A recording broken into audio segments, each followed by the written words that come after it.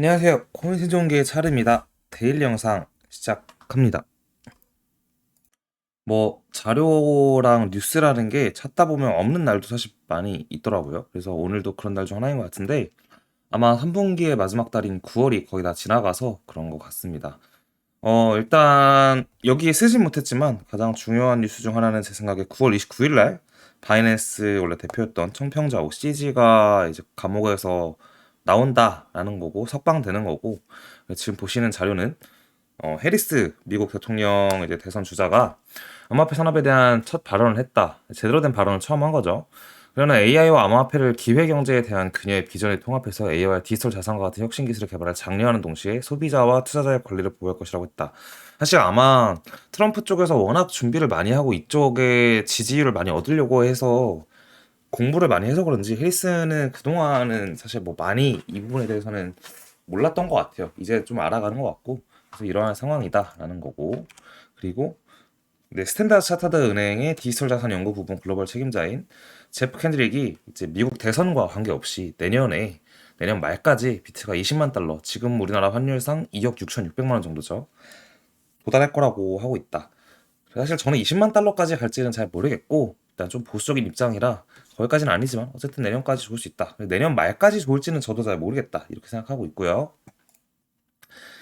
제가 자주 하는 말인데, 제가 이번에 그 KBW 행사 때도 뭐 이름 대면 알만한 그래도 코인의 회사 대표들이랑 밥 먹는 시간이 있었는데, 어떻게 하다 보니까 그래서 저보고 이제 시장 어떻게 보냐, 그래서 10월 달이 억토버가 아니라 업토버가 될 거다, 이제 그런 얘기하면서 되게 웃으면서 식사했던 시간이 있었는데, 저 업토버란 말 되게 좋아하고요. 이런 얘기는 처음 들었어요. 문멤버 불셈버라고 이제 하는데, 그래서 4분기가 불리시 할 거다라고 이제 얘기를 하는데, 제 이 부분을 가져온 거는 뭐 누가 이렇게 말을 했더라가 중요한 게 아니라 저희가 보는 뷰와 좀 비슷해서 일단 가져왔습니다.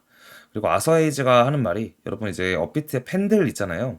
옛날에 팬들 소개 영상이라고 해야 되나? 상장 공지 뜨자마자 저희가 어쨌든 팬들이 뭔지 여러분들 소개했던 영상을 찍었던 것 같은데, 보면 아서에이즈가 뭐 멜스톤 펀드에서 팬들 포지션을 줄이고 있고, 감사원도 여전히 가장 큰 포지션인데 우리는 여전히 팬들의 크립토 금리 파생 상품의 선두자, 그러니까 팬들이 크립토 금리 파생 상품에서는 선두주자가 될 거라고 확신한대요. 그리고 여기서 뭐 선거에서 큰 이익을 얻을 계획이고, 근데 아서는 팬들을 좀 팔고 있긴 한데 그런 생각이 있다는 거고, 이걸 보면서 좀 깨달은 게, 팬들은 결국 디파이 쪽에서 크립토 금리 파생 상품에서의 선두주자가 될 거라고 보는 거구나, 이제 이런 걸 줄 알았습니다. 나중에 또 디파이 장이 오고 뭐 시장이 더 커지고 할 때 팬들이 오른다면, 팬들은 그런 걸 하던 애들이지 라고 생각하고 좀 이해하시는데 도움이 될 것 같아서 일단 가져왔습니다. 자, 그리고 그럼 오늘은 차트를 좀 많이 보고 너무 끝내도록 할게요. 네, 비트코인 차트입니다. 일봉부터 볼게요.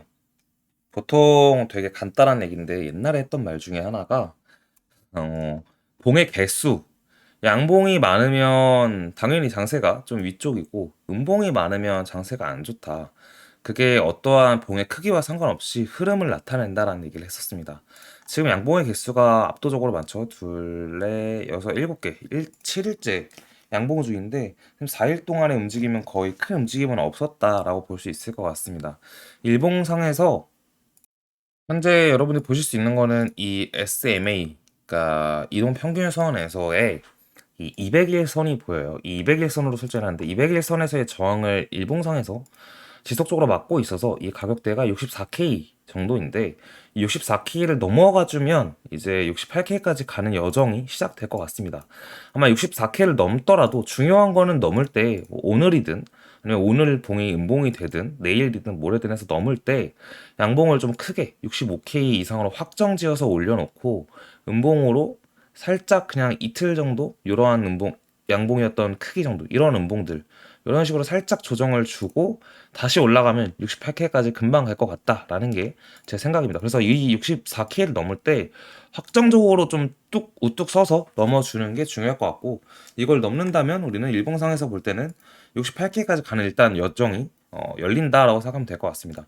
주봉을 체크를 하게 되면 주봉상에도 이동평균선들이 이제 다 모여 있는 상황이 좀 되었고, 모든 이동평균선, 그러니까 단계의 이동평균선들도 다 이제 그 위에 캔들이 자리하게 되면서 주봉도 나쁘지 않은 모습을 보여주고 있습니다.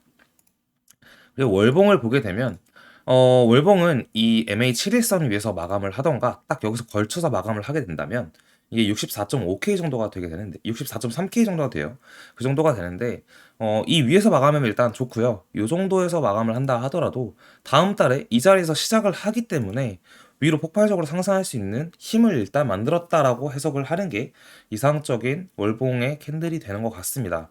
그래서 뭐 일단 이번 달 마감까지 8일이 남은 시점이라 지금 일봉과 주봉과 월봉을 기준으로 본다면 일봉상에서는 8일 이내에 64K 위로 올라갈 가능성이 일단은 있어 보이고 주봉상에서 본다고 해도 주봉도 이번 주 봉이거나 뭐 이번 주 봉이 큰 양봉이 아니더라도 이번 주 다음 주의 봉은 양봉이 될 가능성이 높다라는 형식으로 보여지기 때문에 일단 월봉이 이쁘게 마감이 될 것 같고 그러면 10월달 월봉도 아주 시작 자체가 좋기 때문에 10월이 업토버가 되는 올라가는 10월이 될 가능성이 꽤 보인다라고 해석을 하는 게 좋아 보입니다.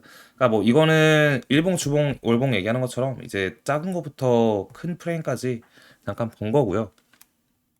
그리고 이제 그 얘기를 좀 하려고 했는데 이더리움에 대한 얘기를 좀 많이 하는 것 같아요. 이더리움에 대한 조롱이 극에 달해서 사실 안 오르면 사람들이 조롱하고 오르면 또 최고다라고 하지만 쉽게 보면 주봉상에서 이더리움은 저점부터 지켜야 할 차트의 지지선들을 잘 지켜주고 있습니다. 그래서 떨어진 게 뭐 많이 떨어진 건 맞지만 쉽게 말하면 그냥 이러한 수렴 안에 있다라고도 볼 수 있고 하단 지지선을 잘 지켜줄 만큼 차트가 좀 깔끔해요. 지지를 잘 지켰다는 거는 반대로 저항에서도 저항 역할을 제대로 할 거고 올라갈 때 저항을 뚫으면 날아갈 가능성이 높다라고 볼 수 있는 거죠. 되게 깔끔한 차트라고 보면 될 것 같습니다. 이러한 형식이 되어 있고 아래로는 보라색 선, 위로는 이제 이 빨간색 저항선이 있는데 결국 위에까지 가려면 시간이 좀 걸리긴 하지만 이더가 이 선을 넘을 때는 폭발적 상승을 할 수 있다라고 생각을 하고 있는 게 좋아 보입니다. 그리고 이더는 시총 2위의 코인인 만큼 이더가 비트보다 잘 오르면 비트코인 도미넌스에 영향을 많이 미치는 코인 중 하나인데 일단 이더는 그래서 사토시 차트, 이더 슬래시 비트코인 이제 사토시 차트라고 하는데 이 차트도 꽤나 중요하거든요. 근데 이더 사토시 차트에서 원래는 반등이 어디서 나올까라고 봤을 때 우리는 0.03745 비트가 되면 반등을 볼 수 있을 것이다라고 그러니까 확실한 반등을 볼 수 있을 것이라고 생각을 했었고 일단 그 전에 반등을 보여주고 있는 모습이긴 합니다. 근데 보시다시피 이 검은색 구간대에서 약간 맞고 다시 떨어질지 뭐 이건 지켜봐야 될 문제인 것 같고 일봉상에서 보면 이 RSI가 다시 20대를 갈 때가 매수 존이다라는 얘기를 저희 멤버십에서 했었는데 다시 20대로 떨어지자마자 24에서 좀 반등을 빨리 했거든요. 그래서 이게 이대로 반등을 이어나갈 가능성도 있긴 하다라고 보면 될 것 같습니다. 이게 비트가 올라갈 때 이 사토시 차트가 양봉이라는 거는 비트보다 많이 오른다라고 해석을 하면 될 것 같고 비트가 떨어질 때 양봉이라는 거는 비트보다 덜 떨어졌다라고 해석을 하면 될 것 같습니다. 그 반대 상황도 마찬가지니까 이해하기 쉽겠죠. 아마 리플을 가지고 계신 분들 꽤 많을 것 같아서 리플 차트를 잠깐 보도록 할게요. 리플 차트는 이 보라색 선과 빨간색 선 두 가지의 저항선을 볼 수 있는데 빨간색 같은 경우에는 지난번에 있었던 21년도 4월의 고점부터 이제 23년 7월의 고점을 이렇게 잇게 되면 이게 소송에 대한 승소 결과가 나왔을 때일 텐데 그러면 아마 이렇게 저항이 나오고 빨간색 저항은 0.062 63, 0.063 정도로 보면 될 것 같고 보라색은 최근에 있었던 이 고점부터 다시 이은 건데 큰 차이가 안 나요. 보라색은 0.615 정도가 이제 저항이 되겠습니다. 이 저항을 넘어가게 되면 또 새롭게 아마 이 있었던 꼬리 구간 0.74 그리고 0.93 이 정도까지 가로선으로 제가 해놓을게요. 여기와 여기 이 두 가지 가로선까지 올라가는 게 보인다. 그러니까 지금 무리해서 매매를 한다기보다는 딱 아래로는 0.43인데 위로는 주봉이에요. 위로는 0.6263 넘어주는 게 핵심인 것 같다. 일봉으로 보면 지금 이러한 상황입니다. 이 구간들을 넘어주는 게 중요하다라고 보면은 될 것 같습니다. 네. 그러면 일단 여기까지 하고 마무리하도록 하겠습니다. 아, 하나 더 있네요, 여러분. 룸네트워크를 잠깐 보려고 하는데요. 룸네트워크가 이제 그러니까 바이낸스 프리미엄으로 봐야 되나? 잠깐만요. 네, 그냥 업비트 가져왔는데 재밌는 점을 보여드릴게요. 룸네트워크 일봉이고요. 갑자기 좀 올랐잖아요. 근데 룸네트워크가 작년 10월 15일 날 9월 중순부터 해서 10월 15일까지 거의 여기서부터 치면 10배 넘게 올랐거든요. 근데 올랐다가 중요한 게 아니라 이 10월 15일에 꼬리 고점을 찍은 날, 그리고 16, 17, 18 이렇게 떨어졌는데, 날짜를 기억하세요. 10월 15일, 16일, 15일이 고점, 16일부터 떨어졌다. 근데 비트코인을 보게 되면 작년에 23년이잖아요. 23년 10월 달에 15일 날이 양봉으로 시작을 했고 16일부터 오르기 시작했어요. 비트가 제대로 오르기 시작했습니다. 그래서 룸네트워크와의 이러한 상황들도 지켜볼 만하다. 근데 이것도 하나의 참고가 될 수 있으니 여러분 참고하시는 게 좋아 보인다 라고 말씀드리고 싶었습니다. 영상 여기까지 하고 마치도록 하겠습니다.